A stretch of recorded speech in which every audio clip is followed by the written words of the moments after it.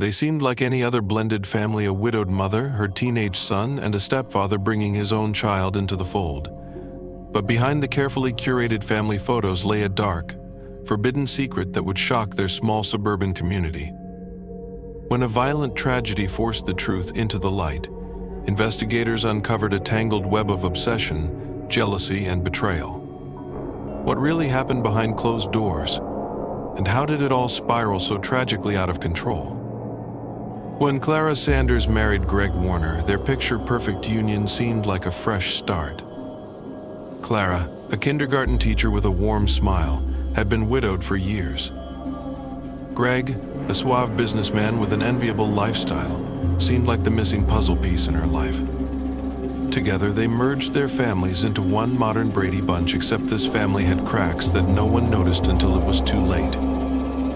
Ethan, Clara's introverted son, was a dreamer.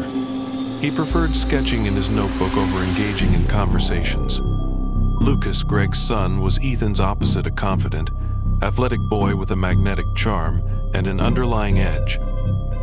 The two boys, despite their differences, became inseparable almost overnight.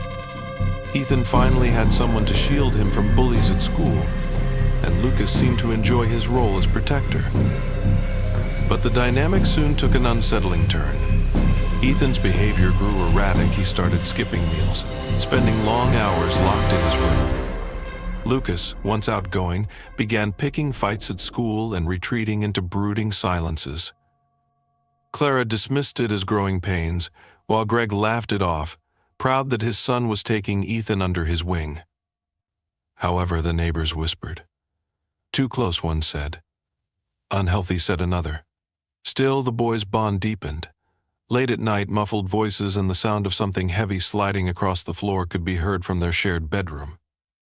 One neighbor even swore she saw Lucas sneaking into Ethan's room after lights out.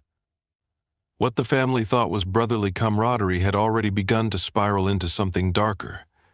And by the time anyone looked closer, the damage had already been done. Ethan thought he could keep their secrets safe. He was wrong. The relationship between Ethan and Lucas was anything but simple. While their connection appeared affectionate, it was riddled with manipulation. Lucas, ever the alpha, thrived on control. He praised Ethan in one breath and tore him down in the next. Ethan, desperate for approval, clung to every word. Ethan's journal became his only outlet, a chronicle of his growing confusion and guilt. I don't know who I am anymore, he wrote one night. It feels wrong, but it also feels like I can't breathe without him. The journal was a damning record of a bond that was slowly consuming him. Megan, Ethan's childhood friend, noticed the changes first. He stopped answering her texts and ignored her at school. But when she finally cornered him, her concern turned to alarm. Bruises on his wrist, hollow eyes that darted nervously. It's nothing, Ethan mumbled, pulling away. Just leave it alone, but Megan couldn't shake the feeling that Lucas was behind it. Meanwhile, Lucas tightened his grip. He intercepted Ethan's texts, showed up uninvited when Megan was around, and ensured Ethan remained isolated. You're mine, Lucas whispered one evening when Ethan tried to pull away. No one else will ever understand you. The walls were closing in. Clara and Greg, too preoccupied with their crumbling marriage, failed to see the warning signs. Clara's discovery of Ethan's journal weeks later should have been a turning point. Instead, it became the first domino to fall. Clara read the entries, her hands trembling.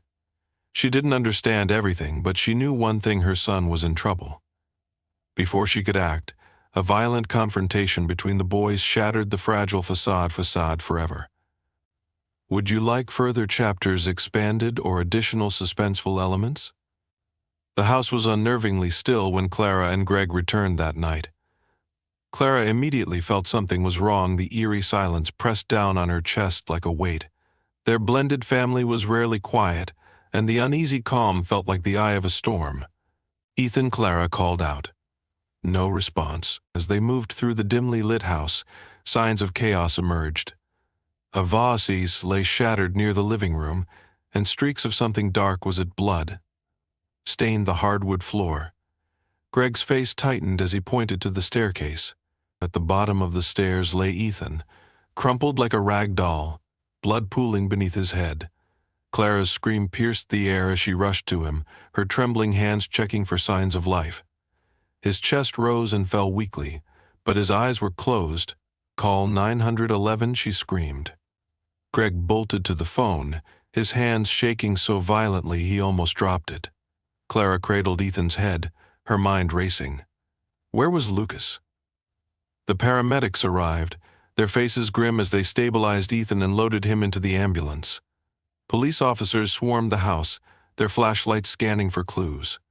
In Lucas's bedroom, they found his mattress stripped bare, his belongings scattered, and a knife tucked beneath the frame. It didn't take long for the officers to piece together that Lucas was missing. A neighbor reported seeing him sprinting into the woods behind the house just hours earlier. The tension thickened when one officer handed Clara something found in the trash, a photograph of Ethan and Lucas, torn cleanly in half. Ethan's face had been scribbled over in angry, jagged lines. Whatever had happened between the boys, it was clear Lucas wasn't just running, he was hiding. And from what, no one could yet say. Lucas was found 2 days later, shivering and delirious in an abandoned barn on the outskirts of town. His clothes were torn, his knuckles bruised, and his eyes bloodshot. When officers approached him, he muttered a single chilling phrase, "I didn't mean to hurt him." Under intense interrogation, Lucas unraveled. His initial bravado crumbled, replaced by a mixture of guilt and twisted justification. He admitted to their relationship a secret, obsessive bond that blurred the line between love and control. But his account of the night was full of contradictions. We argued, Lucas confessed, his voice cracking. Ethan was going to leave me. He said I was too much, that he wanted space. His eyes darted to the floor. I couldn't let him. He doesn't understand, he needs me. Lucas described confronting Ethan after finding messages on his phone, a desperate plea for help sent to Megan. The confrontation escalated, with Ethan accusing Lucas of manipulation and suffocation. Lucas claimed he only grabbed Ethan's arm to stop him from walking away, but when Ethan tried to pull free, he stumbled and fell down the stairs. The evidence painted a murkier picture. The bruises on Ethan's body didn't match Lucas's account of a simple fall. Investigators discovered that the text to Megan had been deleted from Ethan's phone, likely by Lucas. And the knife under Lucas's mattress? He insisted it was never meant to be used, but its presence hinted at something far more sinister. Ethan, now awake in the hospital, refused to speak about the incident. His silence left a gaping hole in the story, forcing authorities to rely solely on Lucas's increasingly erratic testimony. But the most shocking twist came when Megan revealed a secret Ethan had confided in her. Lucas had threatened him before. "If I can't have you," Lucas had said, "no one can." The incident fractured the family irreparably. Ethan, though physically recovering, was a shadow of his former self. His once vibrant sketches became dark, chaotic smudges of black and red.